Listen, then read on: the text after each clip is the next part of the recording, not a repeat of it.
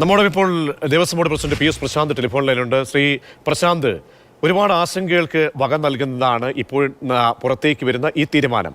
കാരണം സ്വാഭാവികമായ ഒരുപാട് ചോദ്യങ്ങളുണ്ട് പ്രശാന്ത്. നമ്മളതിനെ രാഷ്ട്രീയമായിട്ടല്ല സമീപിക്കുന്നത്. ഇവിടെ അയ്യപ്പ ഭക്തരെ സംബന്ധിച്ചോളം ഈ നേരത്തെയൊക്കെ മുൻകാലങ്ങളിൽ ഉണ്ടായിരുന്ന ഈ ഓൺലൈൻ അല്ല സ്പോട്ട് ബുക്കിംഗ് അത് ഒഴിവാക്കുമ്പോഴുണ്ടാകുന്ന പ്രായോഗിക ബുദ്ധിമുട്ടുകൾ ചിന്തിച്ചുകൊണ്ടാണോ ഇങ്ങനെ ഒരു തീരുമാനം പുറപ്പെടുവിച്ചിരിക്കുന്നത്? പ്രശാന്ത്, ആദ്യത്തെ ചോദ്യം ഇതാണ്. ഞാൻ പറയുന്നത് തിരുപ്പതി ക്ഷേത്രത്തിൽ ഓൺലൈൻ ഇല്ലാതെ ആർക്കെങ്കിലും അവിടെ ദർശനത്തിൽ പോകാൻ സാധിക്കുമോ?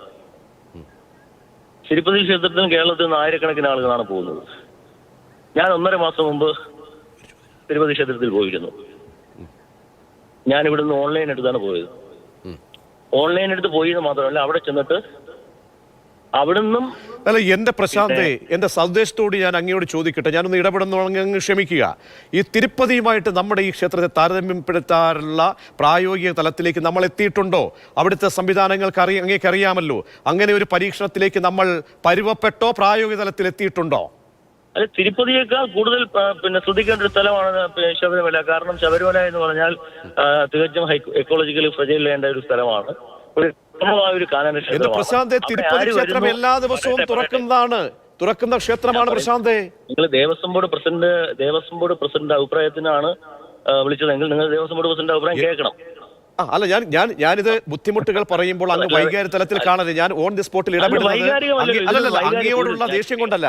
ശ്രീ പ്രശാന്ത്, നമ്മൾ എല്ലാവർക്കും സുഗമമായി ദർശനം നടത്തുകയെന്നാണ്. വർഷങ്ങളായിട്ട് ഞാൻ ശബരിമലയിൽ പോകുന്ന എല്ലാ വർഷവും പോകുന്ന ഒരു വ്യക്തിയാണ്. അപ്പോൾ എനിക്കറിയാം, ഞാൻ അവിടുന്ന് ബുക്ക് ചെയ്തിട്ട് പോകുന്ന, അവിടെ അല്ലെങ്കിൽ കിട്ടിയില്ലെങ്കിൽ സ്പോട്ട് ബുക്ക് ചെയ്ത് എൻ്റെ കുടുംബവുമായി പോകുമ്പോഴൊക്കെ ചെയ്യുന്നതാണ്. അപ്പോൾ ഇതുപോലെ എന്നെപ്പോലെ എത്രയോ ലക്ഷോപലക്ഷം വരുന്ന ഭക്തരുടെ അവരുടെ മനസ്സ് വേദനിക്കുകയാണ്. അതാണ് ഞാൻ ചൂണ്ടിക്കാട്ടിയത്. അല്ലാതെ അതിനൊരു പൊളിറ്റിക്കലായിട്ട് വ്യക്തിപരമായിട്ട് എടുക്കരുത്. തിരുപ്പതി ക്ഷേത്രത്തിൽ നമ്മളെല്ലാം പോയി ഓൺലൈൻ എടുത്ത് അവിടെ വീണ്ടും പോയി ക്യൂ നിന്ന് ബുക്ക് ചെയ്ത് എടുക്കാമെങ്കിൽ ശബരിമലയ്ക്ക് എന്താ കുഴപ്പമെന്നാണ് എന്റെ ചോദ്യം. അങ്ങനെ വേണ്ടേ? ശബരിമലയിലേക്ക് വരുന്നവർക്ക് ഒരു കൈയും ആര് വരുന്നു, എങ്ങനെ വരുന്നു, അതൊക്കെ അറിയണ്ടേ?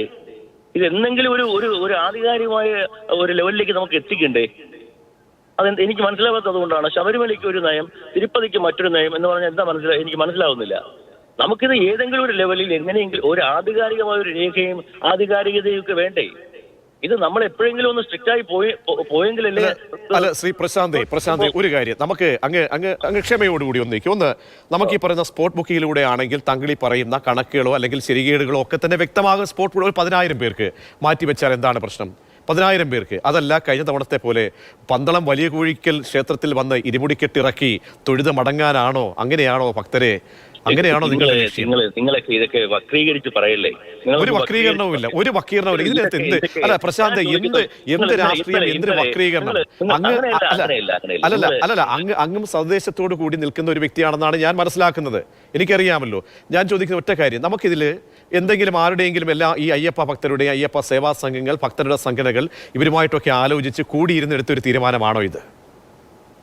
അല്ല, ഞാൻ പറയുന്നത് ഈ അയ്യപ്പ ഭക്തന്മാരെ, അയ്യപ്പ സംഘടനകളെല്ലാം, ഈ അയ്യപ്പ സംഘടനകളുടെ അവസ്ഥ നിങ്ങൾക്ക് അറിയാമല്ലോ. അതാണ് നിൽക്കട്ടെ, അത് ചർച്ച നമുക്ക് വേറെ ചെയ്യാം. ഞാൻ പറയുന്നത് എന്തവസ്ഥയാണെന്നൊക്കെ അതൊക്കെ വേറെ ഡിബേറ്റ്. ഈ സ്പോട്ട് ബുക്കിംഗ് മാറ്റി വെക്കണം എന്ന് എന്താണ് പിടിവാശി? ഈ സ്പോട്ട് ബുക്കിംഗ് മാറ്റി വെക്കണം, വേണ്ട എന്ന് എടുക്കാനുള്ള തീരുമാനം എന്താണ്? എന്തുകൊണ്ടാണ്? ഒരു കാര്യം ഞാൻ നിർബന്ധമായും പറയുന്നു. ഈ ശബരിമലയിലേക്ക് വരുന്ന ആളുകളെ സംബന്ധിച്ചിടത്തോളം കൃത്യമായ ആധികാരികമായ രേഖ വേണം. ആ രേഖ എന്ന് പറയുന്നത് ഉറപ്പായിട്ടും നമുക്ക് മുൻകൂട്ടി അറിയണം. മുൻകൂട്ടി കാര്യങ്ങൾ അറിയേണ്ടതുണ്ട്. അതുമായി സംവിധാനങ്ങൾ ഒരുക്കേണ്ടതുണ്ട്. അതുകൊണ്ട് തന്നെ ആധികാരികമായ ഒരു രേഖ വേണം. അതിന് ഞാൻ പറയുന്നത് ഈ തിരുപ്പതിയിൽ വരുമ്പോൾ ഈ പ്രശ്നമില്ലല്ലോ. ശബരിമലയിലേക്ക് മാത്രം. പ്രശാന്ത്, എന്റെ ലളിതമായ ഒരു ചോദ്യമാണ്, ലളിത യുക്തിയിൽ നിന്നാണ് എന്റെ ചോദ്യം. അതായത് 80,000 ആണല്ലോ നിങ്ങൾ നിഷ്കർഷിച്ചിരിക്കുന്നത്. അപ്പോൾ ഒരു ദിവസം 80,000 ഒന്ന് കണക്കങ്ങ് സ്പോട്ട് ചെയ്തൊന്നും ആരും വരില്ല. സാഹചര്യങ്ങൾ മാറാം, കാലാവസ്ഥ മാറാം, ഒക്കെ നമുക്ക് മുന്നിലുണ്ടല്ലോ. അപ്പോൾ ഒരു ദിവസം 70,000-ഓ 60,000-ഓ എത്തി. ബാക്കിയുള്ള ആളുകൾക്ക് അവസരം നഷ്ടപ്പെടുകയല്ലേ ചെയ്യുന്നത്? എന്തായാലും ഒരു കാര്യം ഞാൻ എന്തായാലും എന്താ ഒരു സ്ട്രെസ് കൊടുക്കരുത്. വെർച്വൽ ക്യൂ 80,000-ആയി നിജപ്പെടുത്തിയിരിക്കുന്നു. സ്പോട്ട് ബുക്കിംഗിലൂടെ മാത്രമേ അവിടെ ശബരിമലയില് സന്ദർശനം അനുവദിക്കുമെന്നാണ് ഇപ്പൊ തീരുമാനിച്ചിരിക്കുന്നത്. ബാക്കി കാര്യങ്ങൾ നമുക്ക് പിന്നീട് ആലോചിക്കാം.